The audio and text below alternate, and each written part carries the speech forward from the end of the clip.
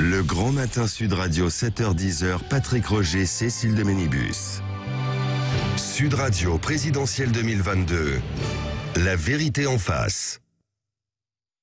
Et la vérité en face, pardon, pas de micro, la vérité en face ce matin, qui est vraiment Volodymyr Zelensky pour en parler ce matin. Gallagher Fenwick est avec nous, bonjour, bienvenue. Vous êtes journaliste, reporter et auteur justement de ce livre, Volodymyr Zelensky, l'Ukraine dans le sang, aux éditions du Rocher. Oui, alors Zelensky qui est omniprésent, bien sûr, évidemment, il mène le combat de son pays, il a émergé là-bas, il était d'ailleurs, on va réécouter un petit extrait hier soir en direct du Festival de Cannes. Alors pas directement, hein, bien sûr, mais par vidéo retransmission. Tiens, on écoute ce petit extrait. Le grand dictateur de Charlie Chaplin n'a pas détruit à l'époque le dictateur réel. Mais grâce à ce film, le cinéma a cessé d'être muet. Qu'est-ce que nous entendons aujourd'hui ? Est-ce que le cinéma va se taire ou est-ce qu'il va en parler ? Bien sûr, nous allons continuer à nous battre. Je suis persuadé que le dictateur va perdre. Mais il nous faut un nouveau Chaplin qui prouvera que de nos jours, aujourd'hui, le cinéma n'est pas muet. Oui, alors il faut un nouveau Chaplin, un nouveau Charlie Chaplin. Il en parle, et vous en parlez en fait dans ce livre, parce que il fait énormément référence à Charlie Chaplin. Il faut dire que lui-même, c'est un clown, c'est un acteur, quoi, bien sûr, qui est devenu président de la République. Hein. Oui, c'est un héritage qu'il revendique, celui de Charlie Chaplin. Il faut se rappeler que l'un de ses films cultes, c'est Les Temps modernes, qui sert à railler les travers de la société dans laquelle il vit. Mais il y a aussi, on l'a peut-être oublié, le dictateur. Charlie Chaplin Hitler a combattu le fascisme. Et il sait, Volodymyr Zelensky, justement, qu'on a tendance à le comparer, vous utilisiez le terme de clown, ça ne lui fait pas du tout peur. Elle lui plaît, cette étiquette, parce que à travers la satire, à travers le burlesque, on peut aussi faire de la politique moquer, railler. Donc hier soir, quand il parle directement au Festival de Cannes, on a là dans un noyau Volodymyr Zelensky. Il y a le 7e art, c'est un ancien acteur, la politique, la guerre, puisque c'est quand même ça, c'est le conflit en toile de fond. Et puis il y a aussi le verbe haut, l'art oratoire, parce qu'il a ces mots dont il sait précisément qu'ils vont être repris par vous, par moi. Quand il dit au cinéma « ne soyez pas muets », c'est référence à Charlie Chaplin, ou encore quand il parle justement du dictateur.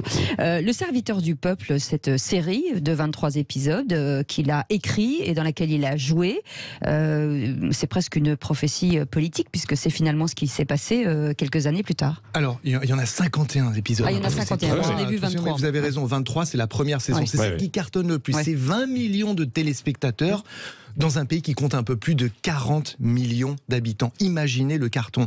Et vous avez raison, cette série, elle est prophétique, parce qu'il y incarne une personne qui accidentellement devient président. Civile, ce qui est ironique et ce qui est marrant, et la vie de Zelensky est pleine d'ironie, c'est que dans la série, il remporte l'élection avec 63% de vote. Dans la vraie vie, 73,2%. Exactement. Elle est aussi, et 24 pour l'autre. Elle est aussi programmatique, cette série.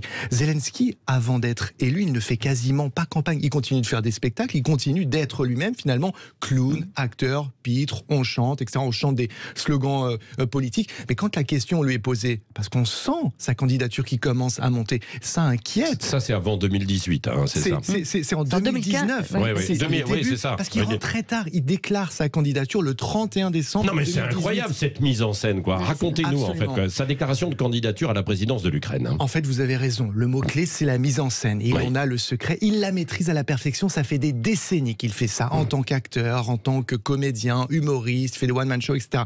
Donc, qu'est-ce qu'il fait ? Eh bien, il se sert de cette série, donc la 3e saison, là, eh bien, pour servir ses intérêts politiques, sa campagne. Et il l'assume pleinement. Ça veut dire quoi ? Ça veut dire que les affiches qui servent à promouvoir la série deviennent des affiches de campagne. Ça veut dire que quand on lui pose des questions, qu'est-ce que vous comptez faire, par exemple, sur le social, l'économie, etc. Le programme que vous trouvez en ligne, il fait une quinzaine de lignes. Donc il dit, mais regardez la série. Il y a toutes les réponses à vos questions dans ma série.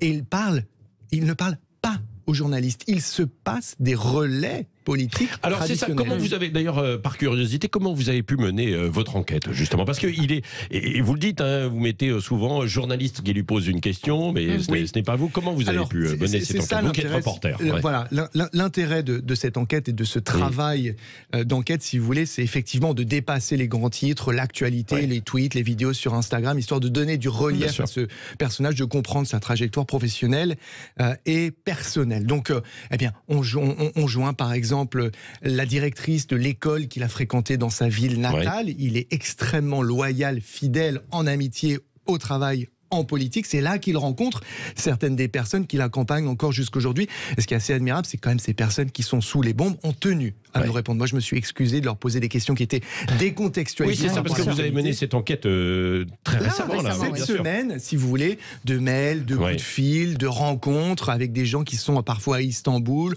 en Ukraine, à Kiev, Odessa, en France également. Et donc, c'est, voilà, on consulte les sources premières, on parle à des gens, on recroise, et c'est là qu'on commence à voir, finalement, apparaître des récurrences dans ses paroles, dans son comportement, et c'est là que commencent à se dessiner les contours du personnage, de son profil psychologique, ce qui permet d'un petit peu anticiper peut-être ses décisions à venir, de les analyser. Sur le profil psychologique, alors qu'est-ce qui en ressort justement? C'est un pacifiste, c'est quelqu'un qui est loyal, c'est quelqu'un qui ne voue absolument pas une haine viscérale à la Russie.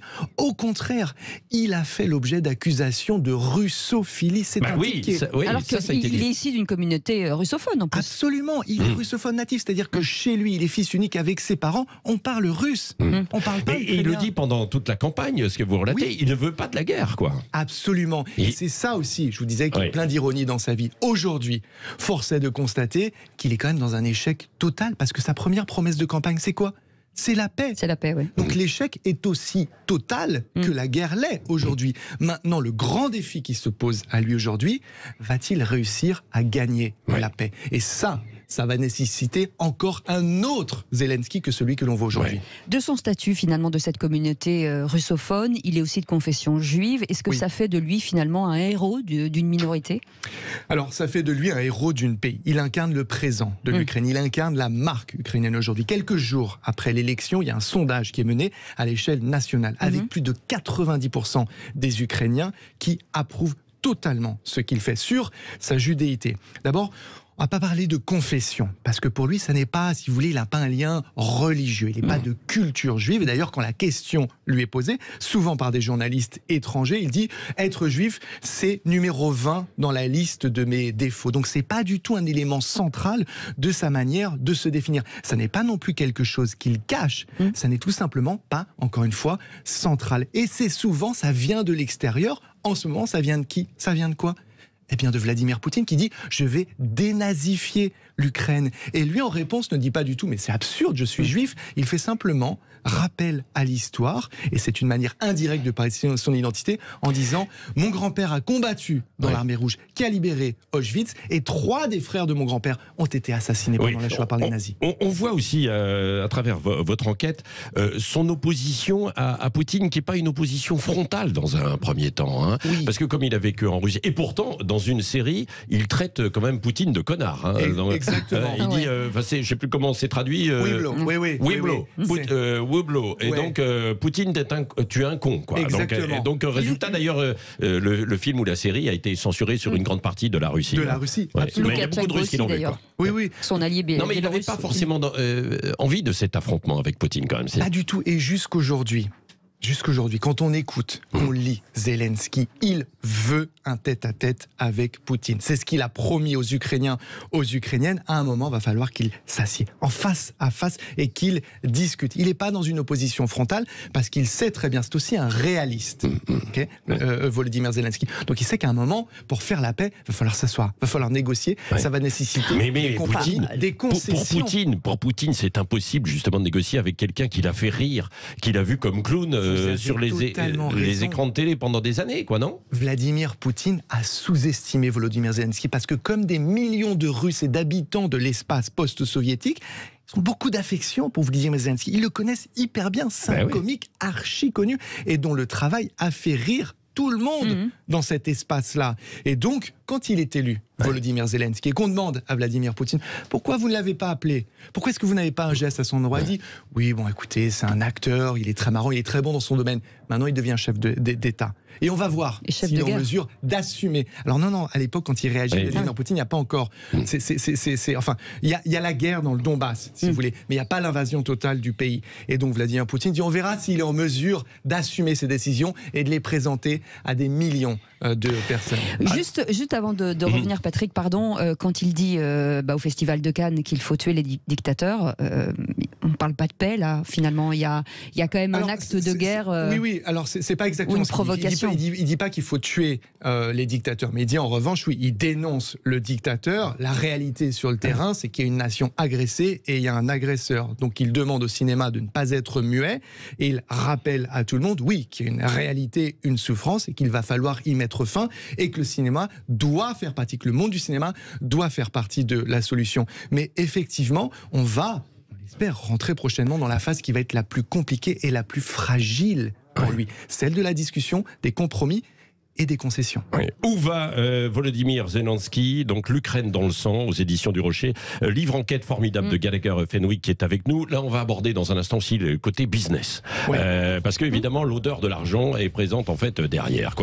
Est-ce qu'il est un serviteur des oligarques? Vous posez en fait cette question. Est-ce qu'il y a eu des liens aussi avec les Américains? Et puis il faut savoir qu'à un moment donné, ce que vous dites dans ce livre, il avait envie de construire un Las Vegas des jeux ukrainiens, c'est-à-dire les jeux, l'argent et le sexe. Bah oui, on va créer ça en fait dans une ville et ça va rapporter du pognon. Non, mais il n'avait pas de tabou en fait, Zelensky. On voit ça dans un instant. Et vos appels 0826 300 300, on est ensemble jusqu'à 9h. À tout de suite. Le Grand Matin Sud Radio, 7h-10h, Patrick Roger, Cécile de Ménibus. Sud Radio, présidentielle 2022. La vérité en face. Et la vérité en face de ce destin atypique, Volodymyr Zelensky, ce comique devenu modèle du patriotisme et du courage en Occident. Gallagher Fenwick est avec nous, reporter et auteur de ce livre, Volodymyr Zelensky, l'Ukraine dans le sang, aux éditions du Rocher. Donc, vous avez abordé beaucoup de questions, évidemment, sur ce clown qui est devenu président, parce que c'était un ancien clown. On rappelle d'ailleurs, et vous rappelez la petite phrase de Clémenceau au passage, hein, la guerre est une chose trop sérieuse pour les confier à des militaires. Pour revenir à ce que je disais en fait tout à l'heure, c'est-à-dire sa relation à l'argent, est-ce qu'il y a eu aussi de la corruption avec des oligarques locaux et puis même avec les Américains? Est-ce qu'il est un serviteur des oligarques d'ailleurs? Alors, il est probablement le serviteur d'un oligarque, Igor Kolomoïski, qui est un personnage à la réputation sulfureuse. Et qui est un type probablement dangereux. Dangereux pour la démocratie ukrainienne, dangereux pour l'économie ukrainienne. Il faut savoir qu'il est frappé d'une interdiction d'entrée sur le territoire américain qui a été prononcée par le secrétaire d'État américain, Anthony Blinken, en personne. Les liens entre lui et Zelensky sont réels, ils sont concrets. Il y en a deux que je peux vous citer. Le premier, c'est que Kolomoïski, cet oligarque ukrainien, il est détenteur, il a la chaîne, si vous voulez, qui permet à Zelensky de faire exploser sa notoriété en diffusant ses programmes. Serviteur du peuple, la série, on en a parlé, qui fait un carton, mais aussi la Ligue du Rire, d'autres émissions, etc. Et puis, 4 mois avant l'invasion de l'Ukraine par la Russie, on découvre, et là je rends hommage au travail d'investigation extraordinaire mené par des journalistes ukrainiens, des comptes offshore. Rappelez-vous la fuite des Pandora Papers, des millions de dollars sur des comptes offshore avec des montages hyper complexes, et juste une transaction sur laquelle j'attire votre attention, 40 millions de dollars. 40 millions de dollars, c'est pas rien. C'est beaucoup. Transférés depuis un compte offshore appartenant à cet oligarque sulfureux, dangereux, vers un compte offshore qui est lié à Volodymyr Zelensky. Il n'a jamais expliqué la raison de cette transaction, sachant que ce dont est soupçonné cet oligarque, c'est fraude, blanchiment d'argent, détournement de fonds. Il aurait détourné des milliards de sa propre banque, parce qu'il possède en plus la première banque. Il possédait, elle a été nationalisée. Oui, c'est ça, elle a été nationalisée. On l'a retiré, cette banque. Et donc, il est soupçonné d'avoir siphonné les comptes, mais des milliards de cette compte, et ainsi de provoquer potentiellement l'effondrement du système bancaire ukrainien. Oui, et la question qu'on se pose alors du coup avec ça, est-ce que Zelensky quelque part est exploité par certains pour mener ce pays résister à la Russie, pour provoquer la Russie? C'est la bonne question, Patrick. Elle est largement évoquée dans son bouquin, Volodymyr Zelensky, l'Ukraine dans dans le sang, et par le biais de ce travail d'enquête, si vous voulez. Un travail d'enquête, c'est extrêmement long. Pour avoir la vérité et pour avoir peut-être des preuves de crime, il faudrait l'intervention, si vous voulez, de police américaine, britannique, ukrainienne, sachant qu'elles sont actuellement sous sa juridiction, sous sa main, puisque ces révélations, elles interviennent 4 mois avant. Il est président. Et donc, c'est difficile. Mais clairement, par exemple, Kolomoïski, le type qui lui pique, entre guillemets, bien sûr, pardonnez l'expression, sa banque, c'est Petro Poroshenko. C'est le président sortant face auquel Kolomoïski finance la campagne de Zelensky qui sort du pouvoir. Le président sortant, Petro Poroshenko, qui est l'ennemi juré de Kolomoïski, parce que c'est Petro Poroshenko qui confisque, qui nationalise la banque, le bijou de l'empire de Kolomoïski. Oui. Alors, beaucoup s'interrogent sur est-ce qu'il n'est pas le pantin des Américains aujourd'hui dans cette guerre qui est menée avec Poutine, même si on rappelle que c'est Poutine qui a déclenché évidemment l'invasion, la guerre. Vous parlez de lien avec les États-Unis. Bien sûr. Alors, il y a tout un tas de théories qui circulent sur Zelensky, qui est derrière lui, qui tire les ficelles, de qui est-il la marionnette, etc. Moi, je vais vous donner mon sentiment.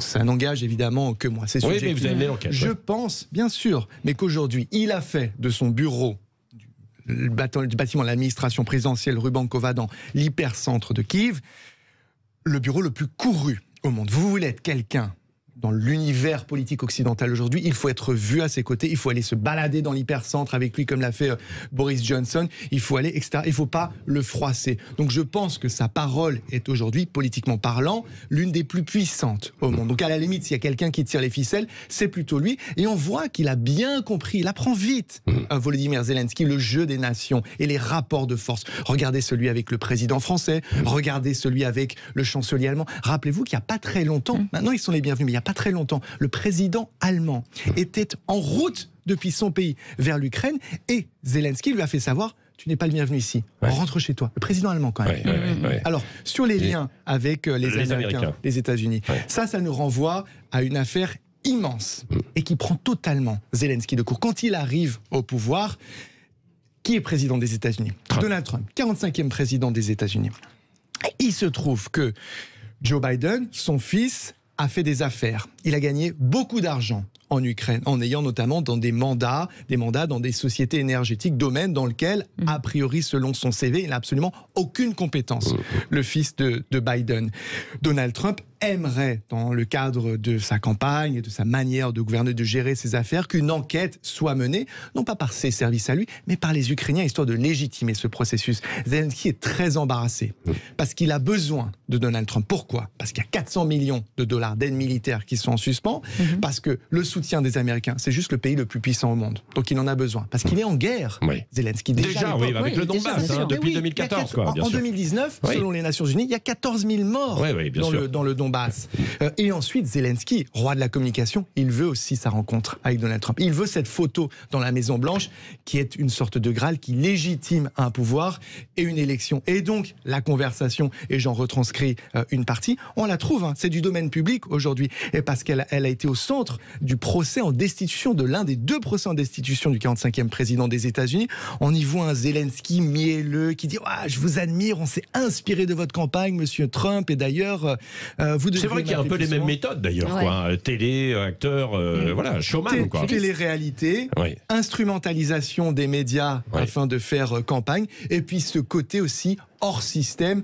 Moi, j'ai pas trempé dans le marigot, et ce côté plutôt cette stratégie qui consiste à vendre son incompétence politique comme une sorte de virginité et de preuve de son innocence. Je sais pas faire, c'est la preuve que voilà. Et alors là, il lui dit quoi à Trump alors il dit à Trump: écoutez, on a besoin de cette aide militaire, et concernant votre affaire et ce souhait d'enquête, je vais bientôt nommer une procureure qui sera ma personne.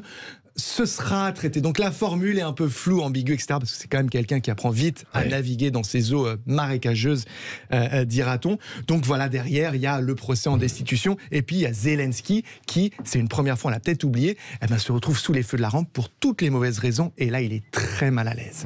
Est-ce que ça veut dire, peut-être dernière question, que vous parliez d'amateurisme? Est-ce que ça veut dire qu'à un moment donné, la muraille peut se fendre? Absolument. C'est une lame à double tranchant, Volodymyr Zelensky. On a un amateur. Son exposition médiatique dans le monde. Oui. Et non seulement lui est amateur, même s'il apprend très vite, mais il est aussi entouré d'amateurs. Aujourd'hui, c'est une société de production qui est au pouvoir, qui est aux manettes d'un pays qui est en guerre contre un ogre, le plus grand en termes de superficie, pays au monde.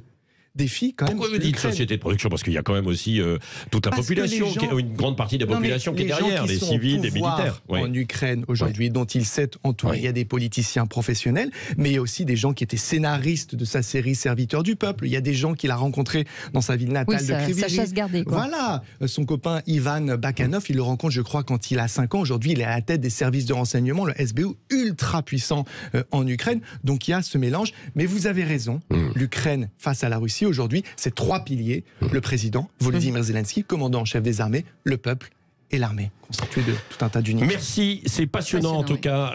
Votre enquête, l'Ukraine dans le sang, Volodymyr Zelensky, Gallagher Fenwick, merci d'être venu. C'est aux éditions du Rocher. Ça se lit évidemment très très bien. Et c'est très bien raconté. C'est bien raconté. Merci beaucoup. Non, mais c'est vrai, c'est passionnant et c'est évidemment au cœur de l'actualité.